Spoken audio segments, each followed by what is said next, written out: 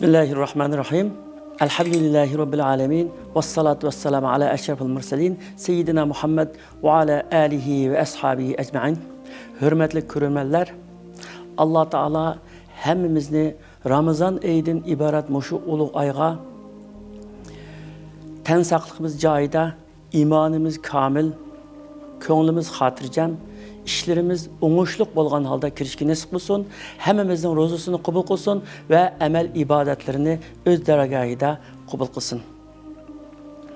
Ramazan oyi Alloh taolo bizlarga ato qilgan katta ne'mat bo'lgandek, bu nihoyatda tez o'tib ketadigan mehmonga o'xshaydi.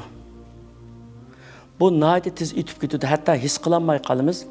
Bu oy taqvolikni oshirish, axloqni isloh qilish, ruhni yuksaltirish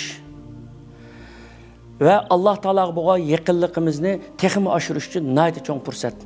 Dünyanın her qaysi joylaridagi Müslümanlar muşu fırsatını çın tutudu ve muşu aylar içindeki dua icabet bulduğun vakitlerden paydalanışqa nihayet bek köngül bilidi ve şunuğa bek muhtaç.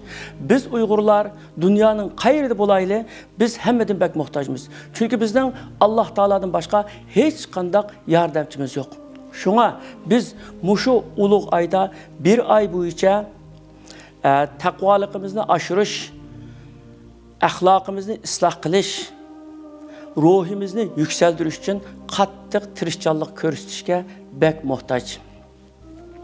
Ramazan oyi toat ibodat bilan o'tkaziladigan oy bo'lganligi uchun Ramazan oyini toat ibodat bilan o'tkazib, o'zimizni bir qatim remonat qilib olishimiz uchun tuyandikilarga diqqat qilishimiz kerak. Birinci bir ay boyunca amel ibadetlerini en mükemmel derece kılıp, özümüzni ıslah kılıp ve yaxşı işlerini köp kılış arkalık Allah Teala'nın dergahida mertebe kazanışka bel bağlaş. İkincisi Ramazan ayı boyunca her günü birer halisani yaxşı iş kılıp kılış, ya ki bir pekirlağa sadıkı biriş. Üçüncüsü Kur'an-ı Kerim'de ma'lum miqdarını, ma'nisini bilip, ma'nisi bilan birga o'qishni o'zimizga vazifa qilish. To'rtinchisi yolg'on aytishdan, g'iybat qilishdan, aldashdan va qilmaydigan ishlarga va'da berishdan tilni saqlash. Beşincisi balalarni taat ibadetga ko'ndirish va amal ibodatlarni ular bilan birga qilish, birga Qur'on o'qish, birga kitob o'qish, birga duo qilish, birga namoz o'qish, hatto masjidlarga birga chiqish. Altıncısı 5 vaqt namozni jamoat bilan o'qishga bek ko'ngil bilish.